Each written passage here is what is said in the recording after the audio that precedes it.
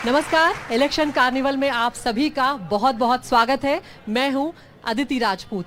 तो election carnival तमाम राज्यों के रंगों को समेटते हुए आ पहुंचा है अवंतिका या कनकशिंगा। अगर आप अभी भी नहीं समझे तो अब समझ जाएंगे। हम हैं कालों के काल महाकाल की नगरी उज्जैन में।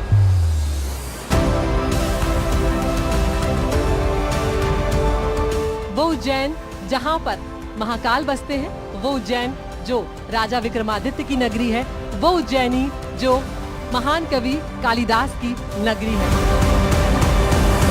शिप्रा के तट पर बसा ये खूबसूरत शहर उज्जैन संस्कृति और विज्ञान दोनों को खुद में समेटे हुए है।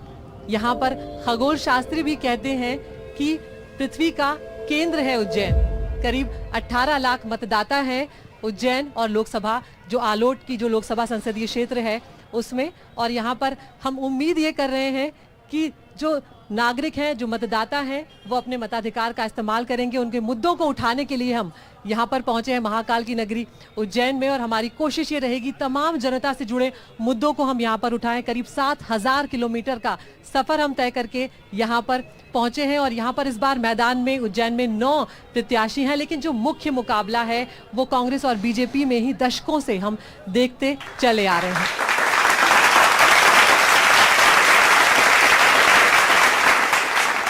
इस वक्त हम हैं मध्य प्रदेश की बेहद खास, बेहद लोकप्रिय सीट उज्जैन आलोट जो लोकसभा संसदीय क्षेत्र है, वहां से हम अब आपके सामने लेकर आए अपना इलेक्शन कार्निवल। और इस वक्त मेरे साथ बेहद खास मेहमान जो हैं वो जुड़ने वाले हैं। मेरे साथ बीजेपी से सुल्तान सिंह शेखावत जी जो हैं वो जुड़ने जा रहे हैं। कांग्रेस से हमारे साथ जुड़ रहे हैं दिनेश जैन बोस जी, और हमारे साथ वरिष्ठ पत्रकार भी जुड़ने जा रहे हैं अर्जुन सिंह चंदेल।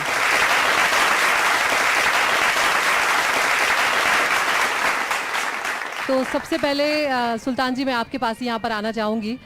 अगर हम बात करें, बहुत लंबे वक्त से आप लोग सत्ता में हैं, लेकिन अगर कुछ बुनियादी मुद्दों की यहाँ पर बात की जाए तो उसको लेकर अभी भी चिंता जो है वो व्यक्त की जाती है। खासकर जो जीवन दायिनी है यहाँ पर शिप्रा नदी, उसकी गंदगी जो है वो बहुत बड़ा मुद्दा जो है वो बन चुकी है। और यहाँ पर अब लोगों को ये कहीं ना कहीं डर भी सताने लगा है कि शिप्रा की जो हालत है, शिप्रा जिस हाल में है, क्या कुछ सालों के बाद शिप्रा नदी का अस्तित्व भी रह जाएगा या नहीं। आखिर क्या वजह है कि इतना वक्त बीतने के बाद भी शिप्रा का जो प्रदूषण है वो अब तक कम नहीं हो पाया है। नमस्कार, सर्वप्रथम आपका और सभी यहाँ जो हमारे दर्शक भाई हैं उन सभी का स्वागत करते हैं। आपने जो प्रश्न किया है शिप्रा के संबंध में, भारतीय जनता पार्टी की सरकार और हमारे नगर निगम ने समय समय पर इस शिप्रा के शुद्धिकरण का बराबर समय समय पर कार्य किया है। और लगातार इसमें जो दूसरी नदियां मिल रही थी उनको भी रोकने का प्रयास किया है। इसके साथ ही साथ अभी हमने जो गंगा नदी का जो प्रोजेक्ट था उसके साथ शिप्रा को रोकने का प्रयास, जोड़ने का प्रयास किया है। इसके कारण आने वाले समय में लगभग 550 करोड़ की लागत से इस शिप्रा शुद्धिकरण का कार्य किया जाएगा। दिनेश जी, आप बताइए यहाँ पर कितने लंबे समय से ये यहाँ पर है, शिप्रा नदी का प्रदूषण दूर नहीं हो पा रहा है, लेकिन अगर हम पिछले 35 सालों की बात की जाए करें तो सिर्फ एक बार कांग्रेस सत्ता में आई है 2009 में। क्या वजह है कि यहाँ पर मुद्दे हैं लेकिन बावजूद उसके कांग्रेस सत्ता में नहीं आ पा रही है? भारतीय जनता पार्टी को, या जब अभी आपने जो प्रश्न पूछा, आपने समस्या बताई कि पोल्यूशन और ये पानी, गंदा पानी शिप्रा नदी में मिल रहा है, तो समाधान क्या मिला कि 550 करोड़ की योजना आ रही है गंगा की। ये सब्जेक्ट उज्जैन का है। अभी हमारे उम्मीदवार खुद उस गंदे पानी के अंदर नहाए हैं और पूरा वीडियो वायरल हुआ है। करीबन 10 से 20 लाख लोगों ने देखा है। गंदे नाले में नहा रहे हैं वो, और बता रहे हैं कि इस तरीके से ये गंदे नाले शिप्रा नदी में मिल रहे हैं। और 10 साल में उस प्रोजेक्ट के ऊपर कितना पैसा खत्म किया गया ये बताएं। शिप्रा के शुद्धिकरण के लिए कितना रुपया खत्म किया गया ये बताएं। मैं आंकड़ों सहित बता सकता हूं कि 0। शिप्रा शुद्धिकरण के लिए कुछ भी नहीं हुआ। और अभी जब हमारे उम्मीदवार ने वहां पर डुबकी लगाई गंदे नाले के पानी में शिप्रा नदी के अंदर, और वो गंदा नाला उसके अंदर गिर रहा था, उसके बाद सीएम साहब आए, पूरा क्या बोलते हैं उसको, प्लेटफॉर्म साफ करवाया गया, तट, और उसके बाद उन्होंने उसमें डुबकी लगाई। उनको डुबकी लगाने की जरूरत ही क्यों पड़ी? ये क्लेरिफिकेशन देने की जरूरत ही क्यों पड़ी? बिल्कुल, अभी हम देख रहे थे कि उज्जैन में अभी हम देख रहे थे उज्जैन में ये डुबकी लगाने की जो राजनीति है वो देखने को मिली थी। जो कांग्रेस के प्रत्याशी हैं महेश जी, उन्होंने डुबकी लगाई, फिर मुख्यमंत्री मोहन यादव आते, उन्होंने शिप्रा में डुबकी लगाई, ये दिखाने के लिए कि प्रदूषण नहीं है। शेखावत जी, दिनेश जी की बात का जवाब। जहाँ तक माननीय मुख्यमंत्री जी उज्जैन के निवासी हैं और उज्जैन के निवासी होने के नाते प्रतिवर्ष शिप्रा शुद्धिकरण का वो खुद स्वयं आगे बढ़ करके यहाँ के कार्यकर्ताओं के माध्यम से श्रमदान का काम करते हैं। और शिप्रा में स्नान करने का जहाँ तक सवाल है, वो उसी जगह पे स्नान किया है जहाँ पर ये जिनका महेश जी का बता रहे हैं, और कोई अलग से कोई व्यवस्था नहीं की गई। माननीय मुख्यमंत्री जी चूँकि वहाँ स्वयं जहाँ पर स्नान करने गए तो वहाँ के उनके साथ में उनके प्रोटोकॉल के हिसाब से उनके साथ जो लोग रहेंगे वो तो रहेंगे, उनको कैसे मना कर सकते हो आप। बाकी जहाँ तक शिप्रा स्नान का सवाल है, उसी जगह स्नान किया, और आज भी आप देख सकते हैं वो सारा शुद्ध किया हुआ स्थान है वहाँ पर। हमारे साथ वरिष्ठ पत्रकार अर्जुन सिंह चंदेल जी भी बैठे हुए हैं। चंदेल सर, यहाँ पर ये बताइए, 16 नालों का पानी शिप्रा नदी में गिरता है। इंदौर की जो गंदगी है, औद्योगिक गंदगी, वो शिप्रा नदी में गिरती है। उज्जैन के लोग हमारे सामने बैठे हुए हैं, इनके लिए कई समस्याएं हैं।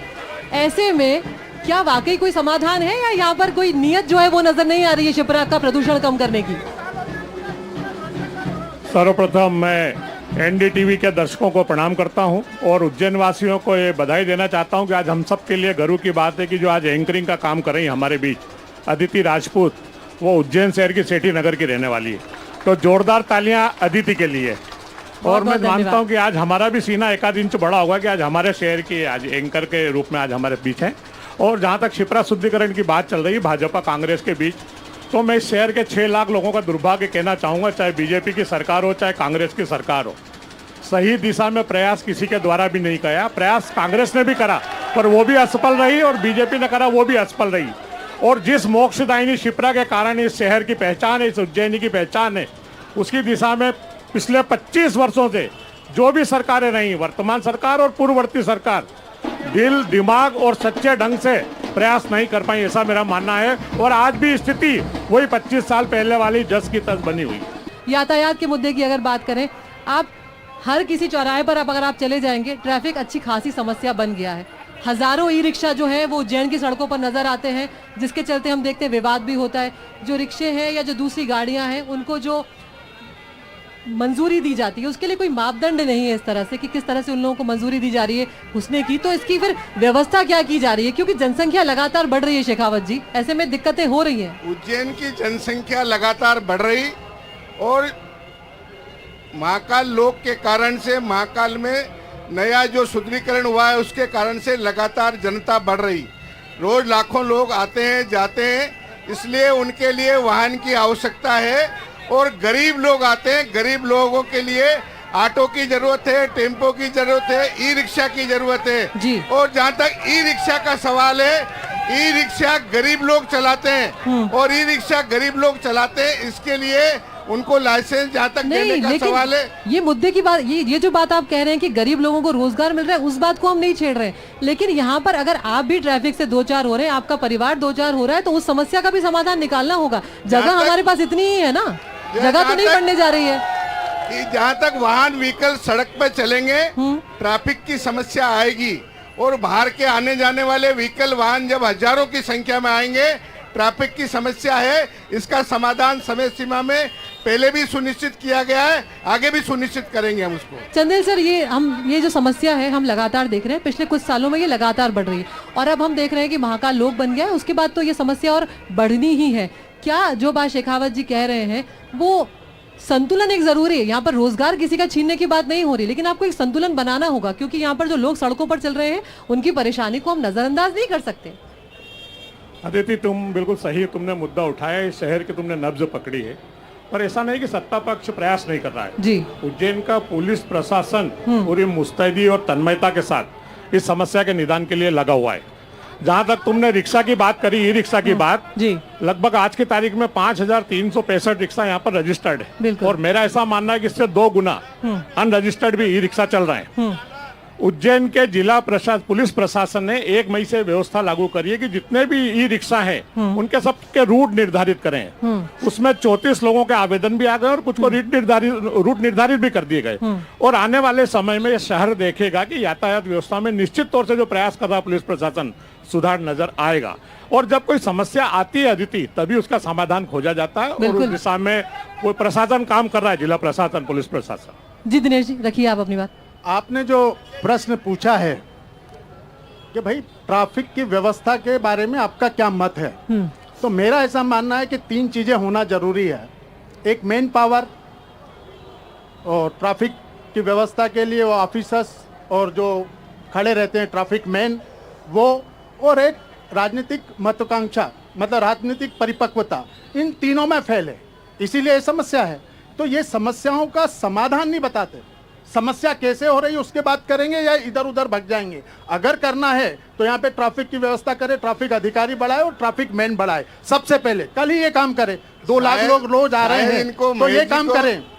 शायद इनको ये पता नहीं है, उससे लोगों को रोजगार भी मिलेगा। अभी नई पुलिस में ट्रैफिक व्यवस्था भी सही होगी, की गई है, प्रमोशन किया गया है, वो होना चाहिए। क्षेत्र में लगातार बढ़ोतरी हो रही है और आवश्यकता के हिसाब से ट्रैफिक पुलिस नहीं, और ट्रैफिक के अभी अधिकारी आपको यहाँ पे कोई ट्रैफिक वाला नजर आ रहा है क्या? और लगातार बढ़ा रहे हैं। यहाँ पे ट्रैफिक वाला नजर आ रहा है क्या? उनका प्रमोशन भी किया गया महाकाल है, क्षेत्र में सारे लोगों को लगाया गया नजर आ रहे हैं। हम यहाँ पर एक बहुत बड़ी जो समस्या से जूझ रहे हैं, जो मैं लोगों से बात करती हूँ, लोगों से मैं सुनती हूँ कि हम इंदौर से कनेक्टेड है, आर्थिक राजधानी है हमारे मध्य प्रदेश की इंदौर, मात्र 1 घंटे का रास्ता है उज्जैन। लेकिन जब छात्रों की, छात्राओं की, बच्चों की पढ़ाई की बात आती है तो उच्च शिक्षा के लिए आप उन्हें उज्जैन में नहीं रख सकते। अभी मैं यहाँ पर लोगों से जाके बात करूंगी, ज्यादातर लोग ये बोलेंगे कि उन्हें 12वीं के बाद या शुरू में ही उन्हें बाहर भेजना पड़ा है। तो शिक्षा के स्तर में अब इस तरह का सुधार हो जाना चाहिए कि हमें यहीं पर समस्या का समाधान मिल जाए। मेडिकल कॉलेज की भी यहाँ पर मेडिकल कॉलेज के सर दावे करते करते बहुत वक्त हो गया, कब आखिर खुलेगा?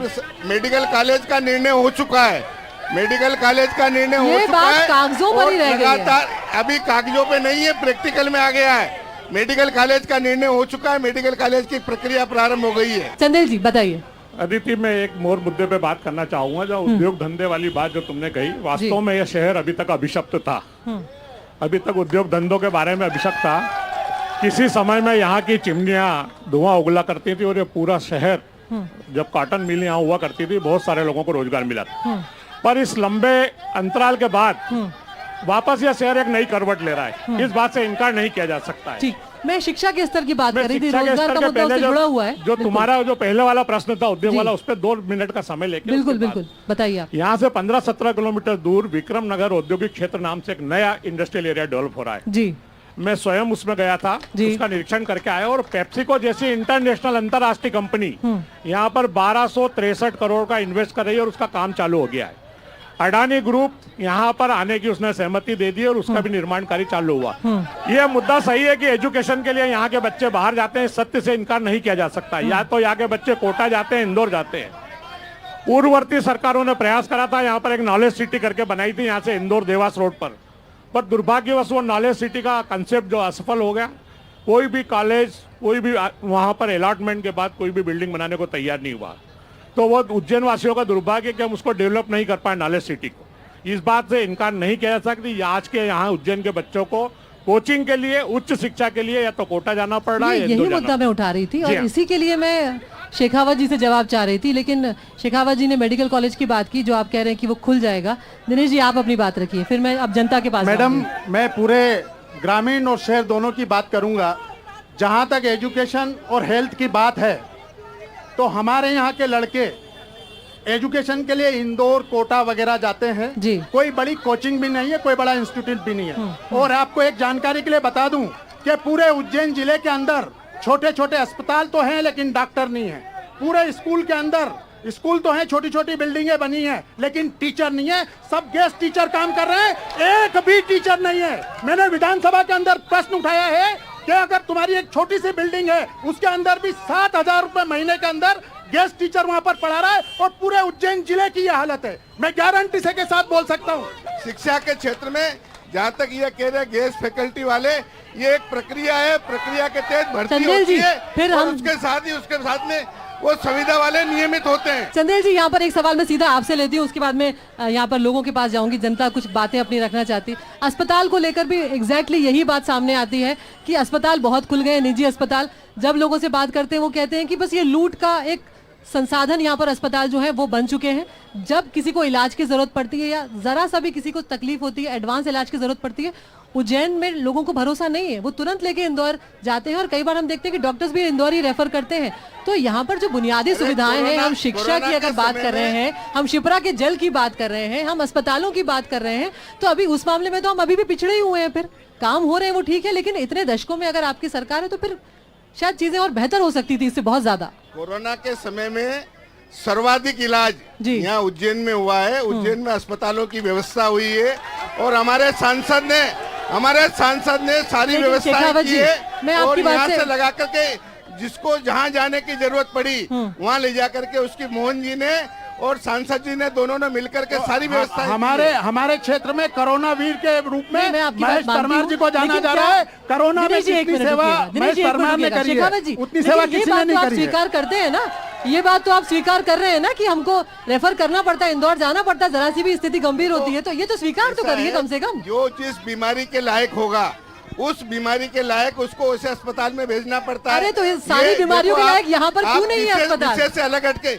ये विषय से अलग कैसे हट सकते हैं? लोकसभा की बात है और लोकसभा के विषय की बात करिए। तो सांसद क्या अस्पतालों के काम नहीं करेंगे? सांसद अस्पतालों के काम नहीं करेंगे क्या? ये कोई विधायक का चुनाव नहीं है। मैं समझ गई आपकी बात। तो सांसद क्या यहाँ पर स्वास्थ्य, ये केंद्र सरकार से संबंधित मामला है, वो केंद्र सरकार संबंधित। क्या मुझे ये बताइए उज्जैन और आलोट की लोगों की जो स्वास्थ्य की समस्या होगी वो सांसद का काम नहीं है, आप ये कहना चाह रहे हैं? क्या वो सिर्फ विधायक का काम है? सांसद ने 2 साल तक लगातार कोरोना के समय में लगातार अस्पतालों का विकास किया और ये पढ़िए आप, इसके अंदर हजारों की संख्या में स्कूलों में सुदृढ़ीकरण किया है, सैकड़ों की संख्या में अस्पतालों में सुदृढ़ीकरण किया है इन्होंने। सर मैं अभी सड़क के रास्ते से ही आ रही हूँ, लोगों से मिलकर आ रही हूँ। ये तो प्रायोजित है, सारे के सारे सब प्रायोजित है। चलिए मैं अब कुछ जनता के पास यहाँ पर आना चाहूंगी और मेरी गुजारिश रहेगी कुछ महिलाएं अगर यहाँ पर हों तो वो जरूर आगे आए, थोड़ा पार्टिसिपेट करें ताकि सबके मुद्दे जो हैं वो हम रख पाए। यहाँ पर क्या मांग रहेगी आपके मन में? बेरोजगारी शिक्षा पे, बेरोजगारी शिक्षा पे। तो आपको लगता है कि यहाँ पर दिक्कत है? आपको लगता है यहाँ पर दिक्कत है, बहुत काम होना बाकी है बेरोजगारी को लेकर? हाँ। बैठिए, मैं कुछ और लोगों से बात करती हूँ। जी, मेरा नाम सलोनी सरगरा है। मैं ये कहना चाहती हूँ जो आने वाली सरकार है वो ऐसे मुद्दे, ऐसी चीज़ों पर ध्यान दे जैसे महिला सुरक्षा के लिए कुछ ऐसे प्रयास करे जिससे महिला सड़क पर या कभी किसी समय कहीं जाए तो उन्हें ऐसा लगे नहीं कि हम असुरक्षित है। कहीं स्थान पर अगर वो जाना चाहे तो वो सुरक्षित जाए। रोजगार के ऐसे मुद्दे लाए जाए, जो काबिल लोग हैं, जो अच्छे % बनाकर इतना पढ़ाई करते हैं, वो लोग उस मुकाम तक पहुँच नहीं पाते। एक सरकारी नौकरी के लिए उन्हें बहुत सालों तक इंतजार करना पड़ता है। उसके अलावा एक प्राइवेट नौकरी जब उन्हें कहीं चाहिए होती है, मिलनी होती है, उसके लिए उन्हें लंबा इंटरव्यू देना पड़ता है और वो सिर्फ इतनी। शेखावत जी, बच्ची जो बात रख रही हैं, ये अपनी छात्रा हैं, ये कहना चाह रही है यहाँ पर कि असुरक्षा जो है महिलाओं की वो एक बड़ा मुद्दा है। कुछ और लोगों के पास मैं इधर जाना चाहूंगी। आप लोग किसी पार्टी से तो नहीं है? किसी पार्टी से तो नहीं है? आप कोई बात रखना चाहते हैं? मैं एक छोटा सा किसान हूँ, सागर प्रजापत। इन्होंने 2700 रुपए का मतलब बोला था गेहूं का, वो 2700 रुपए गेहूं देना तो दूर की बात, खाद और डीएपी पे भाव को मतलब आज 1200 की बोरी आती थी, 1800 रुपए की बोरी कर दी इन्होंने। मतलब किस तरीके से किसान पूर्ति करेगा, एक बार इनसे ये तो देखिए। मैडम, कांग्रेस शिप्रा के ऊपर बात करती है। अगर अटल जी की नदियों, जोड़ो नदियों की जलधारा वो कांग्रेस चलाती तो आज शिप्रा की ये दुर्दशा नहीं होती। इन्होंने वो योजना बंद करी, जोड़ो नदियों की जलधारा।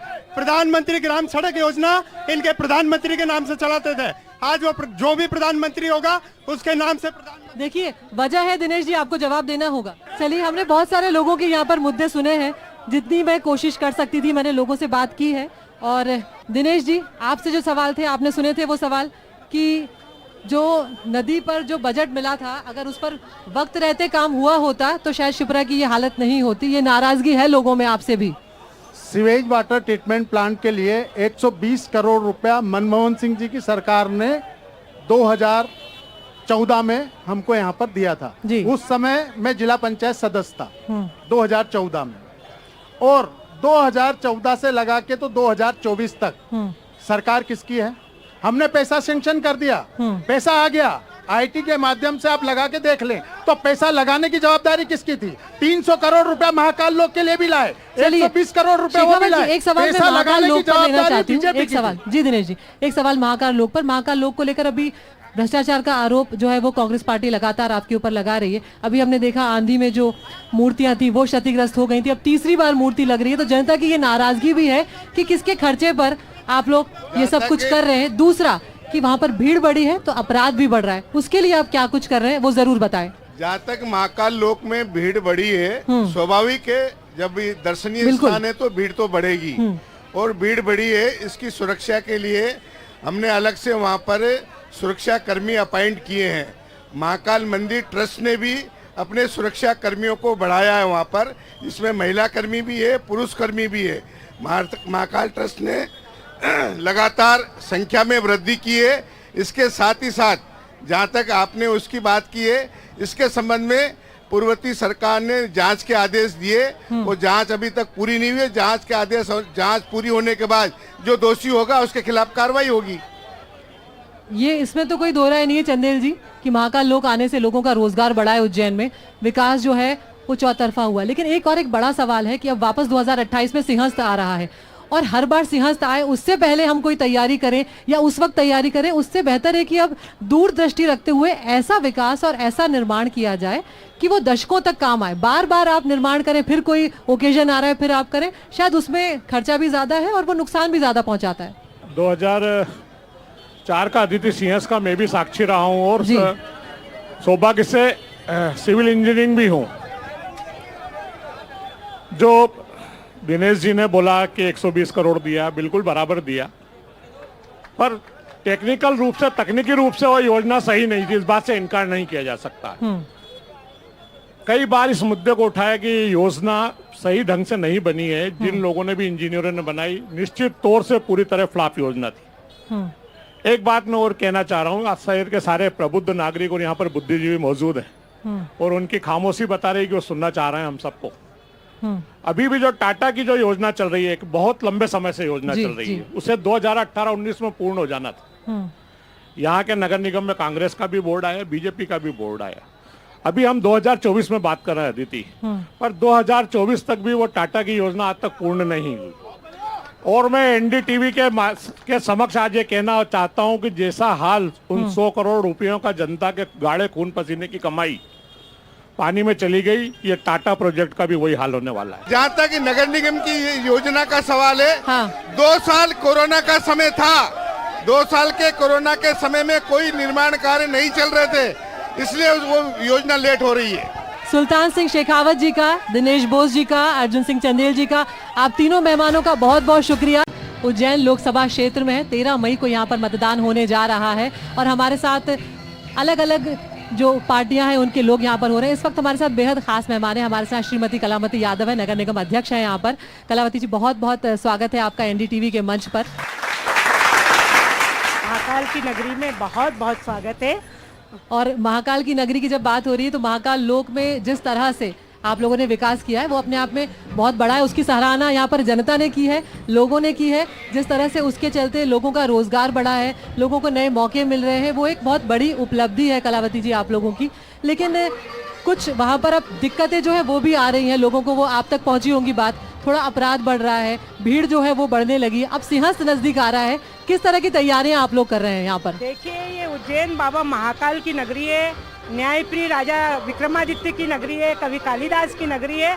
और यहाँ जिस तरह से महाकाल लोक के बनने के बाद जो उज्जैन में एक ग्रोथ आई है, एक पर्यटन, धार्मिक पर्यटन बढ़ा है, करोड़ों लोग रोजाना आ रहे हैं, लाखों रोजाना आ रहे हैं। यहाँ की नगर निगम को अपने कामकाज के साथ में एक पैरेलल व्यवस्था पूरी नगर की इस दृष्टि से करनी पड़ती, क्योंकि धार्मिक पर्यटन यहाँ पर बहुत है। हम संसाधन जुटा रहे हैं, पार्किंग की व्यवस्था कर रहे हैं, लोगों को एक नए तरह का रोजगार मिला है। जितने भी हमारे यहाँ मकान है वहाँ पर, वो हमारा जयसिंहपुरा क्षेत्र सबसे पिछड़ा हुआ क्षेत्र माना जाता था, आज वो शहर का सबसे 1 नंबर का क्षेत्र है जिसका विकास हो रहा है। हर घर में होम स्टे बन गए हैं, हर घर में होटल बन गई है और होटल और का व्यवसाय इतना बढ़ गया है कि शहर में इतनी सारी होटलों होने के बाद भी लोगों को यहाँ से सांवेर तक रुकने जाना पड़ता है, इंदौर तक रुकने जाता है। ऐसा विकास एकदम से हुआ है। पिछली बार 2019 की अगर हम बात करें, अनिल फिरोजिया जी 3,65,000 से ज्यादा मतों से जीते थे। अब तो यहाँ पर मोहन यादव जी का ये क्षेत्र हो गया, यहाँ से मुख्यमंत्री वो है। अब बीजेपी किस तरह की तैयारियां कर रही है, क्या और ज्यादा अंतर से हराने की तैयारी है? देखिए, क्या रणनीति है आप लोगों की? मैं सकारात्मक बात करती हूँ, मैं किसी को हराने में विश्वास नहीं करती हूँ, पर हम जितनी जगह जनसंपर्क करने जा रहे हैं, कार्यकर्ताओं जनता का जो जोश दिख रहा है, वो निश्चित रूप से पिछली बार से दुगने मतों से अनिल फिरोजिया जी जीतेंगे, ये मेरा दावा है। बिल्कुल। अब जरा आपके भाई की बात करते हैं। वो मुख्यमंत्री हैं वो तो है, लेकिन उनसे पहले आपके भाई हैं। अपने भाई की कुछ बचपन की यादें हमारे साथ साझा करें, क्योंकि अब वो मुख्यमंत्री हैं। बहुत सी ऐसी बातें होंगी जो अभी भी लोगों को नहीं पता होंगी उनके मुख्यमंत्री के बारे में। कुछ ऐसी बातें जो आपको याद आती हो? छोटे बच्चे तो सबके एक जैसे ही होते हैं, वो मुझसे काफ़ी छोटे हैं। जी। मैंने उनको बचपन में गोद में खिलाया है, तो जैसे नटखट बच्चे होते हैं, आम बच्चों की तरह होते हैं। धीरे धीरे स्कूल जाना और स्कूल के बाद में कॉलेज जाना, कॉलेज के बाद फिर छात्र राजनीति करके शुरू से ही एक कहना चाहिए कि बहुत अच्छे छात्र नेता के रूप में उन्होंने अपनी छवि बनाई। लेकिन आपका एक बहुत बड़ा मार्गदर्शन उनको रहा है राजनीति में, और आप बड़ी बहन रही हैं, तो जब कभी नाराजगी होती थी तो एक आध चपत भी लगा देती थी। देखिए, ये भाई बहन के बीच की बात है, और निश्चित रूप से छोटे भाई और बड़ी बहन के बीच में जो आम रिश्ता होता है, आम परिवारों में होते हैं, क्योंकि हम तो एक आम परिवार के लोग हैं, तो डांटना डपटना ये सब चलता है। बड़ी बहन तो होता ही है ये सब। लेकिन क्या कभी ऐसा भी होता है कि जो विकास के कार्य हैं, जो विकास के कार्य हैं, उनको लेकर भी आप बात करती हो कि ये आपने अभी भी नहीं कराया, इस पर काम करो, इस तरह की चर्चाएं होती है भाई बहनों में? नहीं, देखिए, उनको एक विजन वाला नेता कहा जाता है उज्जैन में। जब वो विकास प्राधिकरण के अध्यक्ष थे, तो विकास प्राधिकरण को क्या काम करना चाहिए, कैसे शहर का विकास करना चाहिए, वो उन्होंने दिखा दिया, और सारे लोगों ने उन्हें प्रेम से, सम्मान से विकास पुरुष की उपाधि से नवाजा था, और वो विकास पुरुष की उपाधि आज भी उनको मिली हुई है। एक और सवाल जो अब अमेठी और रायबरेली का उठा है, उस पर भी आप अपनी राय प्रकट करके जाइए, क्योंकि अब तो राहुल गांधी अमेठी से नहीं लड़ रहे हैं। देखिए, मोदी जी ने भी साफ कहा है, और एक जो सर्वोच्च नेता है जिस पार्टी का, वो आखिरी दिन तक ये ना बताए कि मुझे कहाँ से चुनाव लड़ना है। यही उनका भय प्रदर्शित करता है कि वो दिग्भ्रमित है कि मैं कहाँ जाऊँ, पहले पार्टी का कोई प्रत्याशी देख लूँ कि उनसे मैं जीत सकता हूँ कि नहीं जीत सकता हूँ। जैसे ही अमेठी से पता चला कि स्मृति जी ईरानी चुनाव लड़ रही है, तो वो वहाँ से भाग गए। तो यानी कि आप कॉन्फिडेंट है 400 पार हो जाएगा इस बार बीजेपी का? पक्के में 400 पार होगा। चलिए, बहुत बहुत शुभकामनाएं कलावती जी आपको हमारी तरफ से, और सभी उज्जैन के मतदाताओं से ये गुजारिश रहेगी कि भूलें ना, अपने मताधिकार का इस्तेमाल जरूर करें। बहुत बहुत शुक्रिया आप सभी का यहाँ पर आने के लिए, और 100% वोट डालें। बिल्कुल बिल्कुल, राष्ट्र हित में मतदान करें। बिल्कुल, बहुत बहुत धन्यवाद, बहुत बहुत। हमारे शो का नाम है इलेक्शन कार्निवल, और हम यहाँ पर तमाम रंगीनियां जो है वो बिखेरने की कोशिश करते हैं जनता के सामने, और उसके जरिए हम उन रंगीनियों के जरिए मुद्दे जो हैं, जो गंभीर मुद्दे हैं, उन्हें भी आप तक पहुंचाते हैं। और अब उज्जैन में हो और महाकाल की बात ना हो, ये संभव नहीं है, तो हमारे साथ बेहद खास यहाँ पर महाकाल जो भस्म रमैया भक्त मंडली है, वो इस वक्त यहाँ पर मौजूद है, और उनके साथियों को मैं यहाँ पर मंच पर आमंत्रित करूंगी अपनी एक विशेष प्रस्तुति के लिए। तो आप सभी से मेरी गुजारिश है कि इस भक्त मंडली के लिए जो भस्म रमैया टीम है, इनका तालियों के साथ एक बार जोरदार स्वागत किया जाए।